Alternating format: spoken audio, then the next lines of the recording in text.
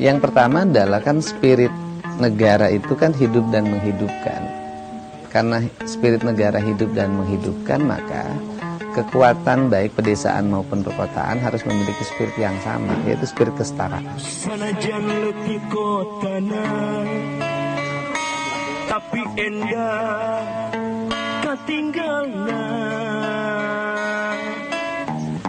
Lalu ciri jalan-jalanna Purwakarta pasti wibawa. Kurang tempat wisata. Filosofis dasar kita adalah Pancasila. Ketika filosofis dasar Pancasila berarti secara substantif kita bicara tentang identitas Indonesia. Ketika bicara identitas Indonesia, Indonesia itu siapa? Indonesia adalah kita. Kita itu siapa? Saya orang Sunda. Indonesia adalah saya orang Sunda.